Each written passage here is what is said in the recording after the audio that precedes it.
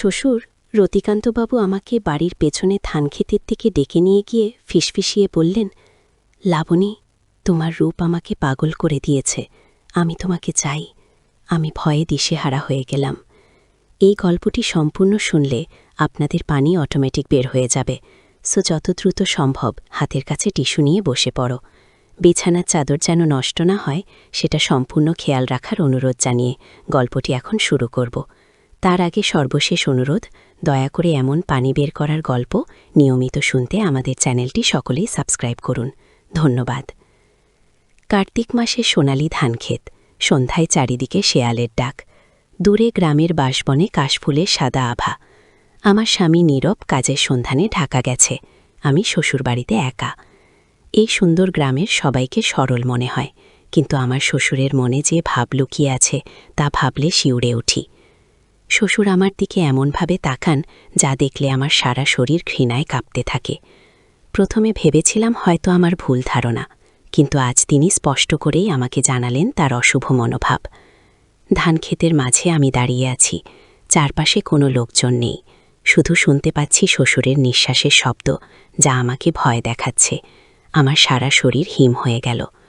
আমার নাম লাবণী দাস, বয়স ২২ বছর। ১ বছর আগে নীরব দাসের সাথে আমার বিয়ে হয়েছে। শ্বশুরবাড়ি আসার পর থেকেই অস্বস্তিকর পরিস্থিতির মুখে পড়ি আমি। কলেজে পড়াকালীন আমার স্বপ্ন ছিল শিক্ষিকা হওয়ার, কিন্তু বিয়ের পর সেই স্বপ্ন অধরায় রয়ে গেছে। নীরব একজন ভালো মানুষ, কিন্তু নিজের পরিবারের সামনে তার কোনো কথা চলে না। রতিকান্তবাবু একসময় গ্রামের মোডল ছিলেন, এখনও তার প্রভাব প্রতিপত্তি কম নয়। বয়স ৭ পেরিয়েছে, কিন্তু তার চোখে এখনও যৌবনের নেশা। আমার শাশুড়ি গত বছর মারা গেছেন, তারপর থেকেই শ্বশুরের আচরণ দিন দিন বদলে যেতে শুরু করেছে। লাবণী, আমার কথা শোনো, রতিকান্তবাবু বললেন, আমার কাছে এগিয়ে আসতে আসতে। আমি পিছিয়ে যেতে লাগলাম। বাবা, আপনি কি বলছেন? আমি আপনার পুত্রবধূ। তাতে কি? এটা তো শুধু একটা সম্পর্কের নাম। তিনি হাসলেন। এই গ্রামে কত কিছুই তো লুকিয়ে ঘটে, কেউ জানবে না। আমি চোখে পানি এসে গেল। আমি চিৎকার করব, কে শুনবে? এই ধান খেতে কেউ আসে না, সবাই এখন বাড়িতে রান্না করছে।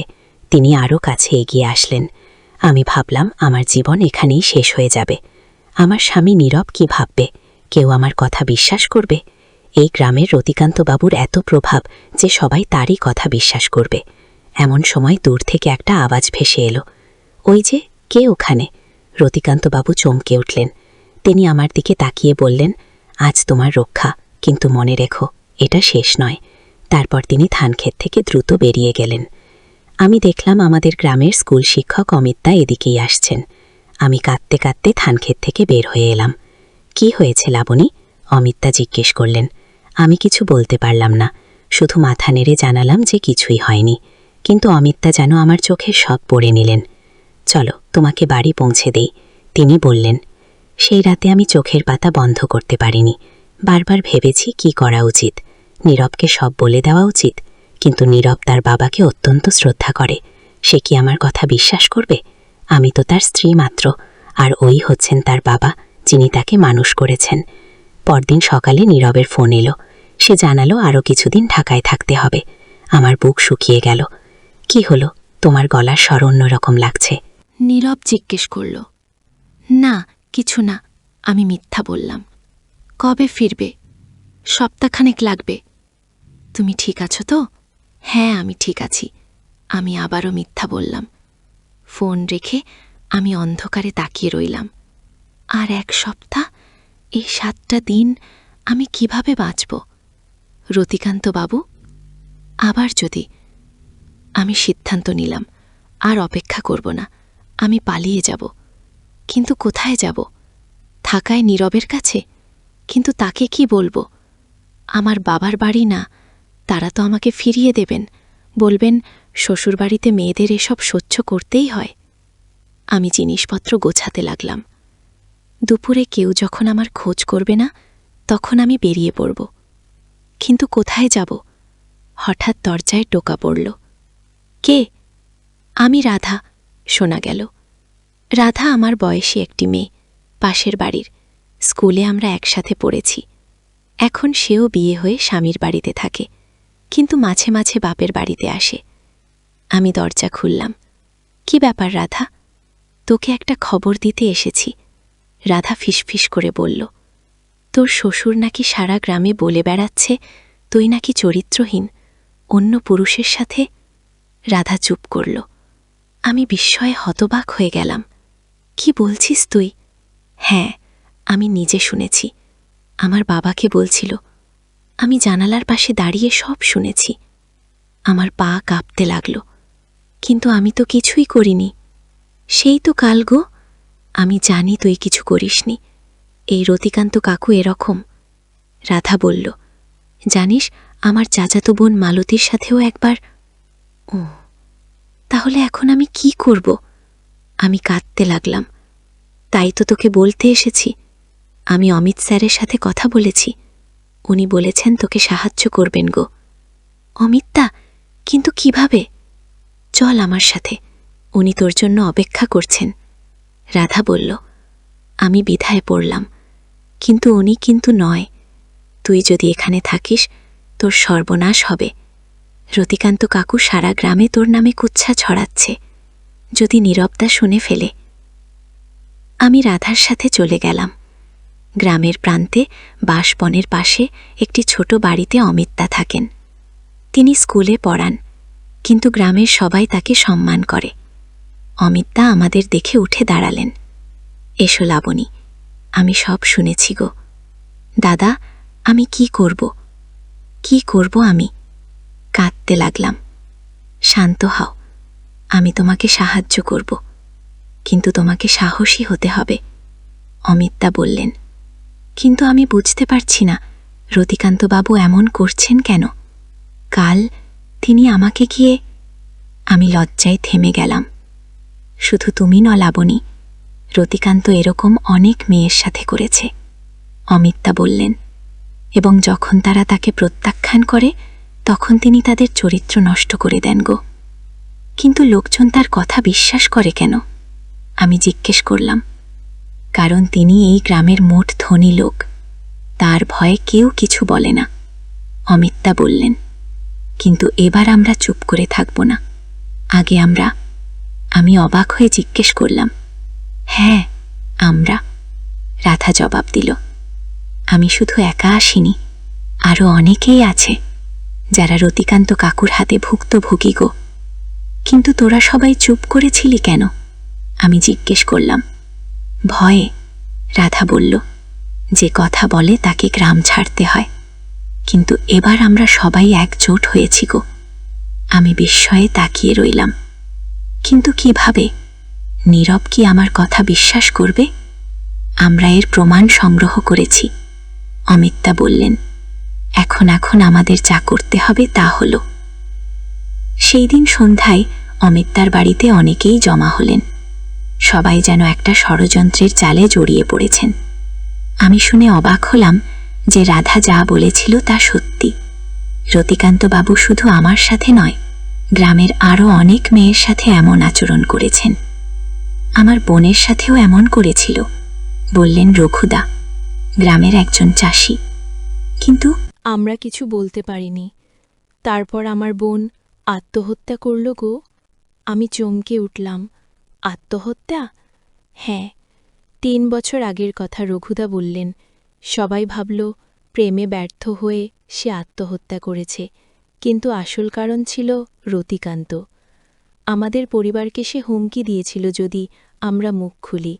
গো, আমি শিহুরে উঠলাম। এত বড় অপরাধী। শুধু তাই নয়, অমিতদা বললেন, গ্রামের সমস্ত জমিজমা ধীরে ধীরে তার দখলে চলে যাচ্ছে। যে তার কথা শোনে না তাকে নানাভাবে হয়রানি করা হয়। লোকজন ভয়ে তার কাছে জমি বিক্রি করে দেয় কম দামে গো।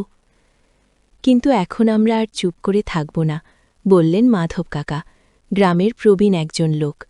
আমাদের গ্রামকে এর হাত থেকে বাঁচাতে হবে কি? কিন্তু কিভাবে? আমি জিজ্ঞেস করলাম। আমরা প্রমাণ সংগ্রহ করছি, অমিতদা বললেন। রতিকান্তের সব অপকর্মের প্রমাণ।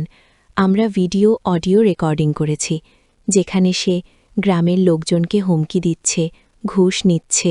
আমরা তার অবৈধ কাজকর্মের হিসেবও সংগ্রহ করেছি। আমার কাছে আছে তার ব্যাংক অ্যাকাউন্টের বিবরণ, বললেন রাধার বাবা, যিনি একটি ব্যাংকে কাজ করেন। সে নানা জায়গায় অবৈধ টাকা পাঠায়। আমি অবাক হয়ে সবার দিকে তাকালাম। তোমরা এত কিছু করেছ? হ্যাঁ, কারণ আমরা আর সহ্য করতে পারছি না, অমিতা বললেন। কিন্তু আমাদের সাহায্য দরকার গো। আমি অবাক হয়ে জিজ্ঞেস করলাম। হ্যাঁ, তোমার, অমিতা বললেন। কারণ তুমি তার ছেলের বউ। তুমি যদি সাহায্য করো তাহলে আমরা তাকে আইনের কাছে সোপর্দ করতে পারব। আমি চিন্তায় পড়ে গেলাম। কিন্তু নীরব, সে কি ভাববে? নীরব একটা ভালো ছেলে, অমিতা বললেন। আমি তাকে ছোটবেলা থেকে চিনি। সে তার বাবাকে শ্রদ্ধা করে, কিন্তু সে ন্যায় অন্যায় বোঝে। তুমি তাকে সব খুলে বলো। কিন্তু নীরব এখন ঢাকায়, আমি বললাম। সে আজ সন্ধ্যায় ফিরে আসছে, রাধা বলল। আমি তার সাথে কথা বলেছি। সে জানে না কেন, কিন্তু আমি তাকে বলেছি জরুরি প্রয়োজনে ফিরে আসতে। গো, আমি চমকে উঠলাম। নীরব আসছে আজ? হ্যাঁ, রাধা বলল। আমি তাকে বলেছি তোর শরীর খারাপ। ও কিন্তু রতিকান্ত বাবু, তিনি কি সন্দেহ করবেন না? আমি জিজ্ঞেস করলাম। তিনি জানেন না যে নীরব আসছে, অমিতা বললেন। আর তিনি এখন মনে করছেন তুমি ভয়ে কাঁপছ। তিনি আজ সন্ধ্যায় ঘুমের ওষুধ খাবেন। কিভাবে? আমি অবাক হয়ে জিজ্ঞেস করলাম। আমি তার চায়ে মিশিয়ে দিয়েছি, বললেন রাধার মা, যিনি রতিকান্তবাবুর বাড়িতে কাজ করেন। তিনি 2 ঘণ্টার মধ্যে ঘুমিয়ে পড়বেন। আমি বিস্ময়ে সবার দিকে তাকালাম। এই গ্রামের সরল মানুষরা একজোট হয়ে এক অত্যাচারীর বিরুদ্ধে লড়াই করছে। সন্ধ্যায় নীরব ফিরে এলো। আমি তাকে সব খুলে বললাম। প্রথমে সে বিশ্বাস করতে চায়নি, কিন্তু যখন অমিতা এবং অন্যান্য গ্রামবাসীরা তাকে প্রমাণ দেখালেন, তখন সে স্তব্ধ হয়ে গেল। বাবা, এত বড় অপরাধী? নীরব পিটপিট করে বলল। হ্যাঁ, অমিতা বললেন। এখন আমাদের সিদ্ধান্ত নিতে হবে। আমরা কি করব? আমরা পুলিশে যাব, নীরব দৃঢ়ভাবে বলল। আমার নিজের বাবা হলেও অপরাধীকে ছাড় দেওয়া যায় না। আগে। আমি নীরবকে জড়িয়ে ধরলাম। তুমি আমার কথা বিশ্বাস করলে? কেন করব না? নীরব বলল। তুমি আমার স্ত্রী, আমি তোমাকে বিশ্বাস করি। পরদিন সকালে আমরা সবাই পুলিশ স্টেশনে গেলাম। রতিকান্তবাবু তখনও জানতেন না কি ঘটতে যাচ্ছে। তিনি ঘুমের ওষুধের প্রভাবে সকাল পর্যন্ত ঘুমিয়েছিলেন। পুলিশ স্টেশনে আমরা সব প্রমাণ জমা দিলাম। অফিসার আমাদের সব কথা শুনলেন। প্রথমে তিনি বিশ্বাস করতে চাইছিলেন না, কারণ রতিকান্তবাবু এলাকার প্রভাবশালী ব্যক্তি। কিন্তু যখন অমিতা প্রমাণগুলি দেখালেন, তখন অফিসারের চোখ বোর হয়ে গেল। এত বড় অপরাধী? অফিসার বললেন। আমরা এখনই ব্যবস্থা নিচ্ছি গো। দুপুরের দিকে পুলিশ রতিকান্তবাবুকে গ্রেফতার করল। পুরো গ্রাম জমা হয়ে গেল দেখতে। রতিকান্তবাবু চিৎকার করছিলেন, আমাকে ধরছ? আমি এই গ্রামের মডেল। আপনি এখন একজন অভিযুক্ত অপরাধী, অফিসার বললেন। রতিকান্তবাবু আমার দিকে তাকিয়ে বললেন, তুই এসব করেছিস? তোর সাহস কিভাবে হল? আমি ভয় পেলাম না। আমি একা নই, পুরো গ্রাম আপনার বিরুদ্ধে। এখন রতিকান্তবাবু নীরবের দিকে তাকালেন। তুই আমার ছেলে হয়ে আমার বিরুদ্ধে গেলি? আমি ন্যায়ের পক্ষে, নীরব দৃঢ়তার সাথে বলল। আপনি আমার বাবা, কিন্তু আপনি ভুল করেছেন। আপনাকে তার শাস্তি পেতে হবে। কি? পুলিশ রতিকান্তবাবুকে নিয়ে চলে গেল। আমরা সবাই অবাক হয়ে দেখলাম কিভাবে একজন ক্ষমতাশালী মানুষ পতন হয়। 3 মাস পর আমরা ঢাকায় চলে এসেছি। নীরব একটি কোম্পানিতে চাকরি পেয়েছে। আমিও একটি স্কুলের শিক্ষিকা হিসেবে কাজ শুরু করেছি। গ্রামের বাড়ি বিক্রি করে দিয়েছি। সেখানে ফিরে যাওয়ার মতো কোনো স্মৃতি নেই আমাদের। রতিকান্তবাবু জেলে আছেন। তার বিরুদ্ধে অনেক অভিযোগ প্রমাণিত হয়েছে। নারী নির্যাতন থেকে শুরু করে জমি জবরদখল, এমনকি খুনের অভিযোগও। মামলা চলছে। আজ অমিতার ফোন এলো। তিনি এখন গ্রামে স্কুলের প্রধান শিক্ষক হয়েছেন। তিনি জানালেন, গ্রামে অনেক পরিবর্তন হয়েছে। রতিকান্তবাবুর জমিগুলো যারা হারিয়েছিল তারা আবার ফিরে পেয়েছে। গ্রামে একটি মহিলা স্বাধীনতা সংগঠন গড়ে উঠেছে, রাধা যার নেতৃত্ব দিচ্ছে। তোমার কথা সবাই মনে রাখে, অমিতা বললেন। তুমি সাহস দেখিয়েছিলে, যা আমরা কেউ দেখাতে পারিনি। আমি নীরবের দিকে তাকালাম, যে পাশে বসে আমার হাত ধরে আছে। আমার চোখে পানি এসে গেল। আমি কি সাহসী ছিলাম? আমি বললাম, আমি তো পালাতে চেয়েছিলাম।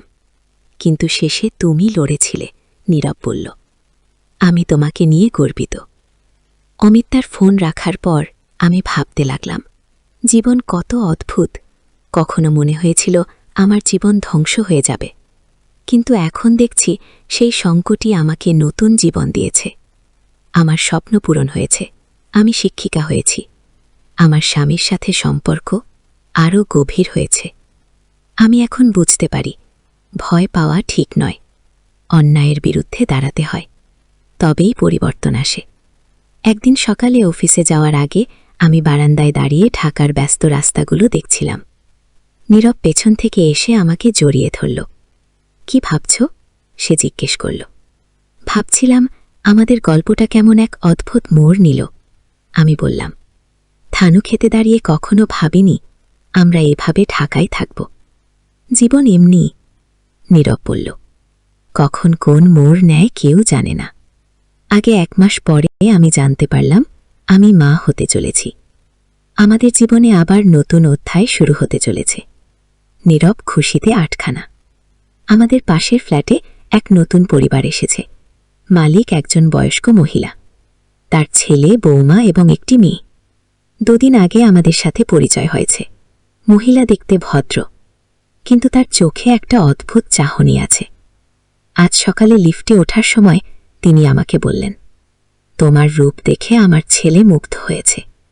আমি চমকে উঠলাম। কথাটা তেমন পরিচিত লাগল। কি বললেন?